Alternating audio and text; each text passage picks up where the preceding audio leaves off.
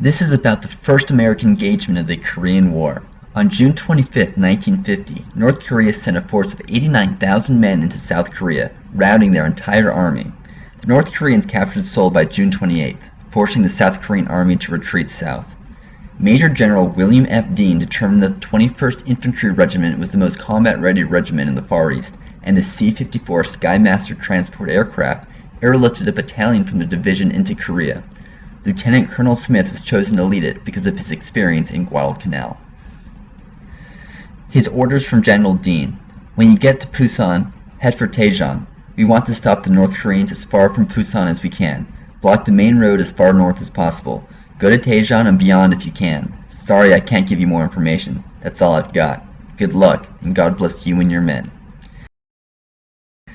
Task Force Smith consisted of 540 men. The forces were poorly equipped and under strength. They were only armed with 6 obsolete M9A1 bazooka rocket launchers, 2 75mm recoilless rifles, 2 4.2-inch mortars, and 4 60mm mortars. Their 605mm howitzers were incapable of penetrating tank armor. Only 6 high-explosive anti-tank rounds, also called heat rounds, were issued to the battalion. Many of these soldiers were just teenagers with no combat experience and 8 weeks of basic training. 1/3 of the officers had combat experience from World War II, and only 1 in 6 enlisted soldiers had combat experience. The task force established headquarters in Daejeon and began moving north by rail. The mission was to move as far north as possible and stem the North Korean advance. The battalion dug in on 2 hills in a 1-mile line to meet the advancing North Korean forces. Heavy rain made air support impossible, so Smith pre-registered the artillery battery in hopes it would be just as effective. Alright, well this is where it starts to get intense. Task Force Smith spotted 8 North Korean T-34 tanks heading down the road. The tanks were hit with 105mm howitzer rounds, but they were unaffected.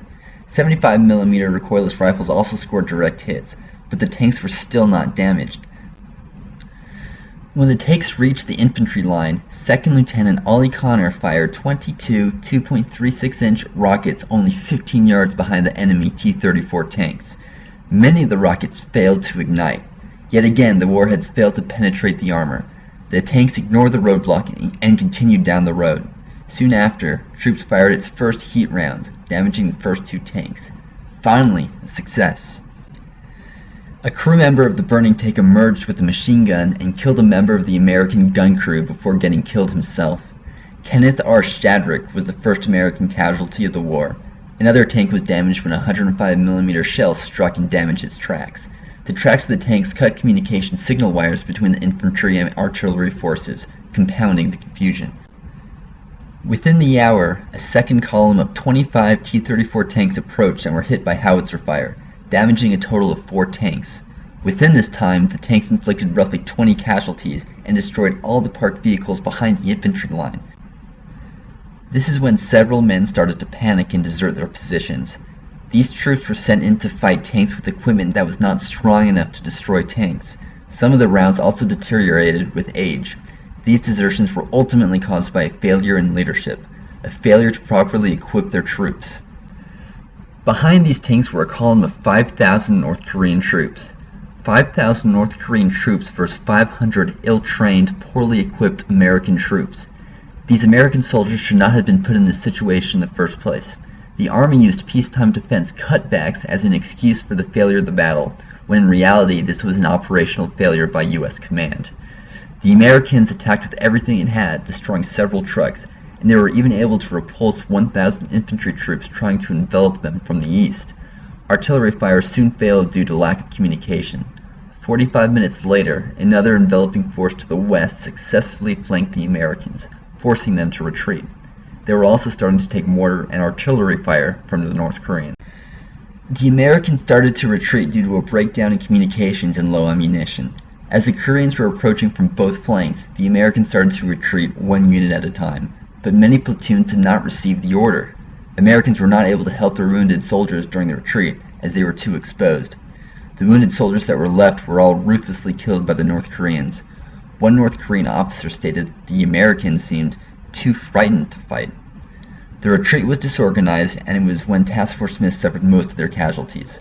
Their exposed positions caused panic, and most had to flee on foot because their vehicles had been destroyed. The task force suffered 150 casualties, roughly 40% of the force. Many in the task force had been shot in the back of the head, with their hands bound behind their backs. Many would like to argue that the force accomplished their mission by delaying the North Korean forces for several hours, but given the cost of the battle, it's hard to argue that this mission was a success. Not due to the troops. If the troops were brave enough to attack tanks from a distance of 15 meters, they were not cowards. The fault lies in their leadership, specifically General Dean. This disaster would be followed by many other disasters, culminating in the American loss of Daejeon. Thanks for listening. So, like I said, I felt that this battle was lost because of the failures in leadership and command, specifically the operational leadership by General Dean for sending 500 troops far north when they would inevitably get enveloped. Others argue that the loss was due to budget cuts in defense spending. I'd like to know what you guys think, so just let me know in the comments.